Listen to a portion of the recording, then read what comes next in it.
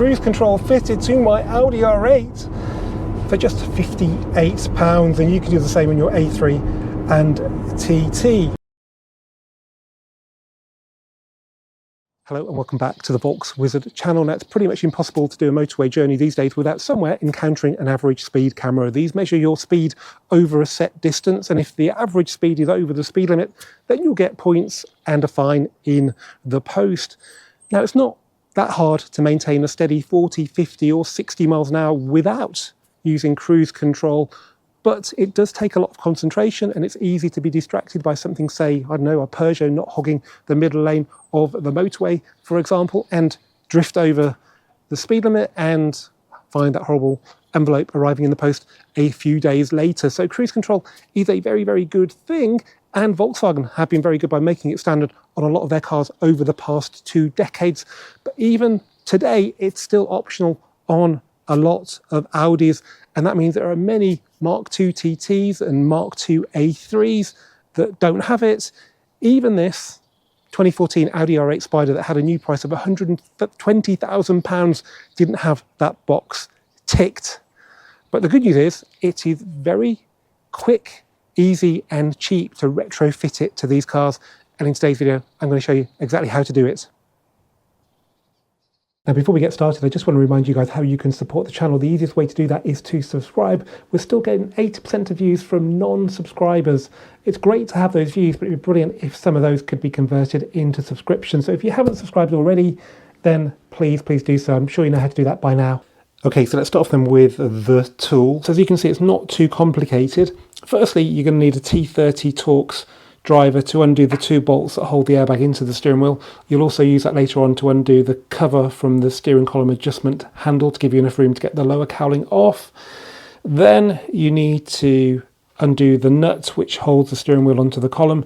That's the nut, and that's an M12 XZN or spline bit to undo it.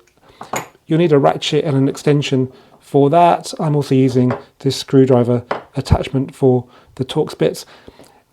And then you need a T25 Torx for undoing the 1 screw that holds the lower column cowling in place that you get from underneath.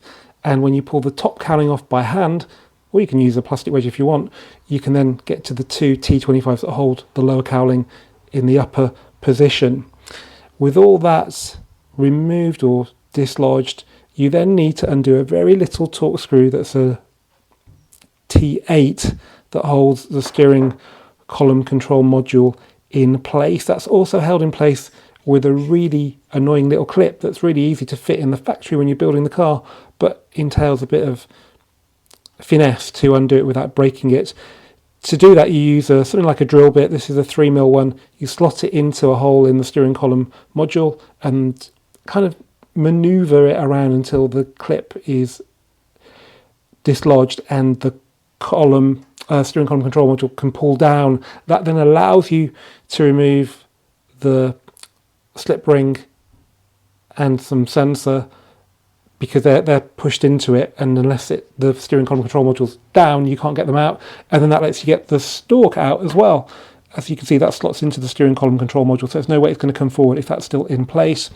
Now, this is held in place with a little clip that clips into there, and you just give it a quick tug.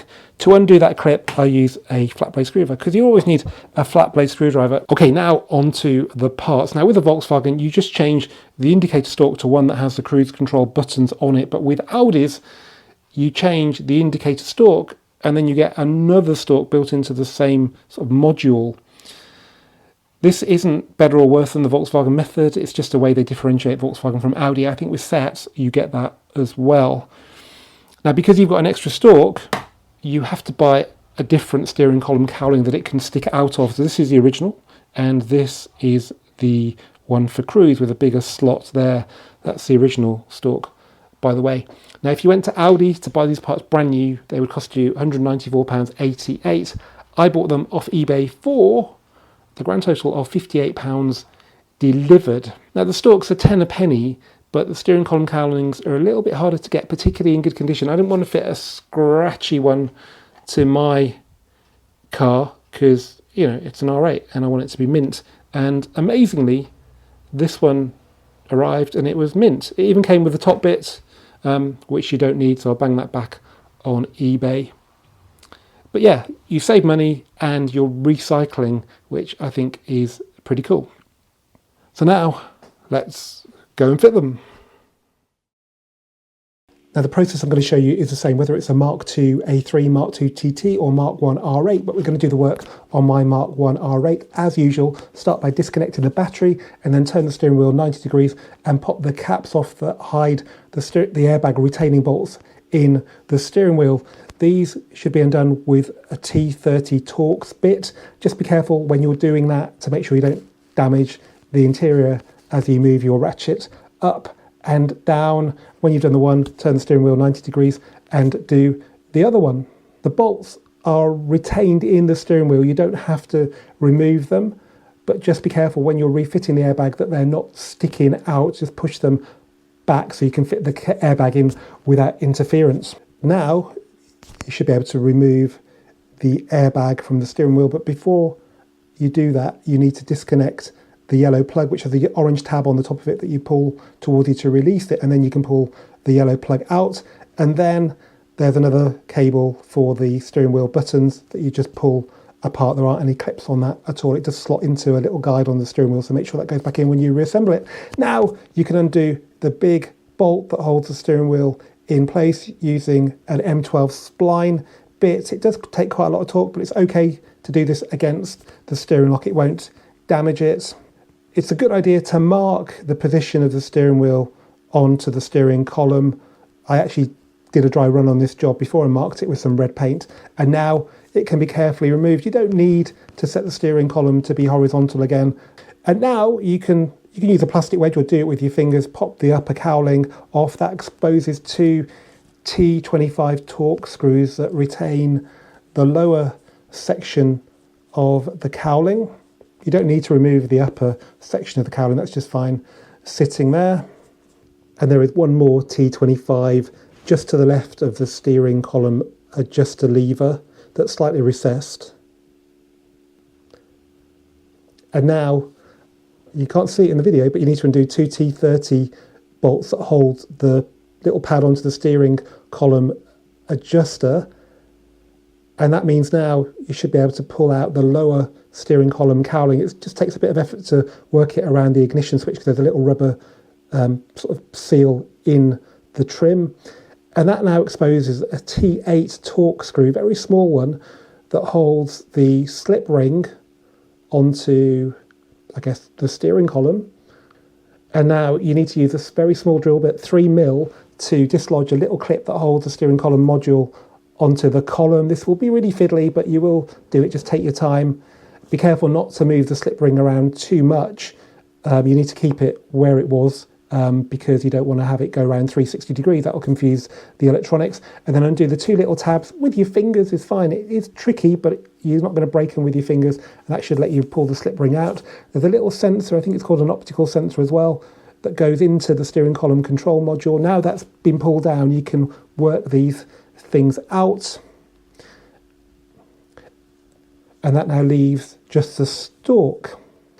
Now this is held on by a clip that I spread with a flat blade screwdriver, and even with that spread, it does take quite a tug to pull the stalk off, but don't be afraid to do that, it comes off. There we go, that's the disassembling done. So yeah, just slot the new cruise control stalk in. It fits in exactly the same way, and as they say in the best car manuals, reassembly is a reversal of the removal process. And now let's talk about the very final step, which involves coding the electronics in the car to accept the new cruise control stalk.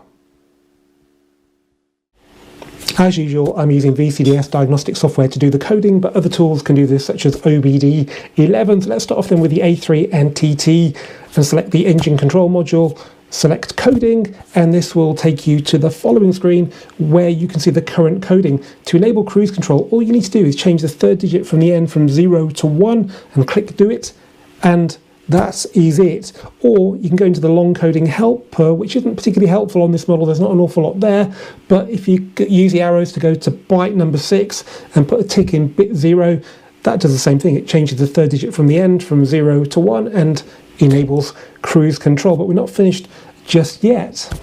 With diesel engines, it's a little bit different. You still need to go into the engine control module, but here you select login and then enter 11463, and that then activates cruise control. Next, we need to code the steering control module, so go into that, go into coding, and here we need to change the second digit from the end from 1 to 4, and click do it, and that then has enabled cruise control. There are other variations, but that's basically saying you've got a car with a trip computer and you want to code it so it's a trip computer and cruise. Right now, onto the R8, the process is pretty much identical, but we have the added complication of having not one but 2 engine control modules that need to be coded individually, but the process is identical, and actually the coding is identical. So as with the TT, go into the engine module, select coding, and you get this screen. Again, all you need to do is change the third digit from the end from 0 to 1 in the current coding. If you use a long coding helper, it's a little bit more helpful with this R8 that was used for these photos. Mine actually didn't have this, but here it shows you